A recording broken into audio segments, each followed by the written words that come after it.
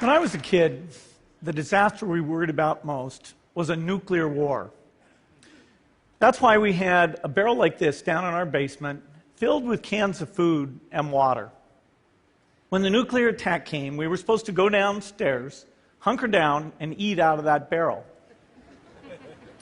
Today, the greatest risk of global catastrophe doesn't look like this. Instead, it looks like this. If anything kills over 10 million people in the next few decades, it's most likely to be a highly infectious virus rather than a war. Not missiles, but microbes. Now, part of the reason for this is that we have invested a huge amount in nuclear deterrence, but we've actually invested very little in a system to stop an epidemic. We're not ready for the next epidemic. Let's look at Ebola. I'm sure all of you read about it in the newspaper. Lots of tough challenges. I followed it carefully through the case analysis tools we use to track polio eradication. And as you look at what went on, the problem wasn't that there was a system that didn't work well enough. The problem was that we didn't have a system at all. In fact, there are some pretty obvious key missing pieces. We didn't have a group of epidemiologists ready to go who would have gone, seen what the disease was, see how far it had spread. The case reports came in on paper. It was very delayed before they were put online, and they were extremely inaccurate. We didn't have a medical team ready to go. We didn't have a way of preparing people. Now, Médecins Sans Frontières did a great job orchestrating volunteers, but even so, we were far slower than we should have been getting the thousands of workers into these countries. And a large epidemic would require us to have hundreds of thousands of workers. There was no one there to look at treatment approaches, no one to look at the diagnostics, no one to figure out what tools should be used. As an example, we could have taken the blood of survivors, processed it, and put that plasma back in people to protect them. But that was never tried. So there was a lot that was missing, and these things are really a global failure. The WHO is funded to monitor epidemics, but not to do these things I talked about. Now in the movies, it's quite different. There's a group of handsome epidemiologists ready to go. They move in, they save the day, but that's just pure Hollywood. The failure to prepare could allow the next epidemic to be dramatically more devastating than Ebola. Let's look at the progression of Ebola over this year. About 10,000 people died, and nearly all were in the 3 West African countries. There's 3 reasons why it didn't spread more. The first is there was a lot of heroic work by the health workers. They found the people and they prevented more infections. The second is the nature of the virus. Ebola does not spread through the air. And by the time you're contagious, most people are so sick that they're bedridden. Third, it didn't get into many urban areas, and that was just luck. If it had gotten into a lot more urban areas, the case numbers would have been much larger. So next time, we might not be so lucky.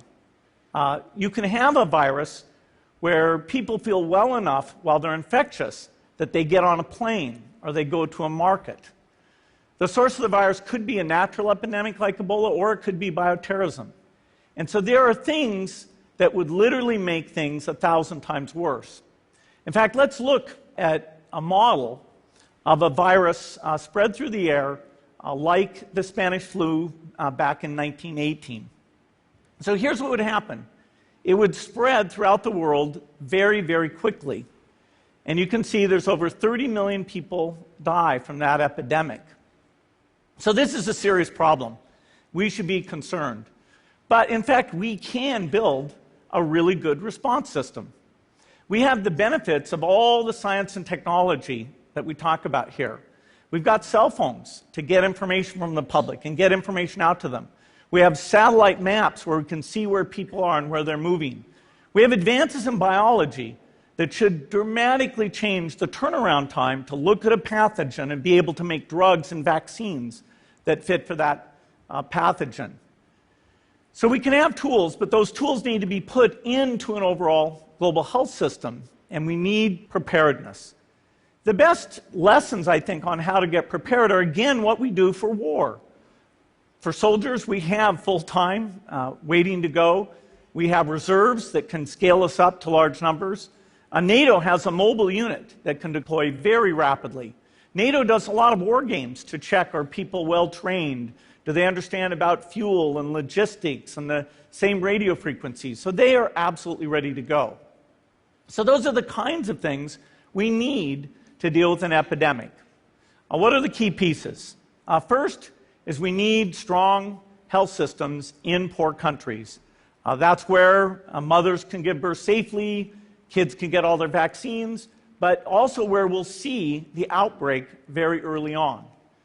We need a medical reserve corps. Lots of people who've got the training and background who are ready to go with the expertise. And then we need to pair those medical people with the military, taking advantage of the military's ability to move fast, do logistics, and secure areas. We need to do simulations, germ games, not war games, so that we see where the holes are. The last time a germ game was done in the United States was back in 2001, and it didn't go so well. So far, the score is germs 1, people 0. Finally, we need lots of advanced R&D in areas of vaccines and diagnostics. There are some big breakthroughs, like adeno-associated virus, that could work very, very quickly. Now, I don't have an exact budget for what this would cost, but I'm quite sure it's very modest compared to the potential harm. The World Bank estimates that if we have a worldwide flu epidemic, global wealth will go down by over $3 trillion, and we'd have millions and millions of deaths. These investments offer significant benefits beyond just being ready for the epidemic. The primary health care, the R&D, those things would reduce global health equity and make the world more just as well as more safe. So I think this should absolutely be a priority. There's no need to panic. We don't have to hoard cans of spaghetti or go down into the basement. But we need to get going because time is not on our side. In fact, if there's one positive thing that can come out of the Ebola epidemic, it's that it can serve as an early warning, a wake-up call to get ready.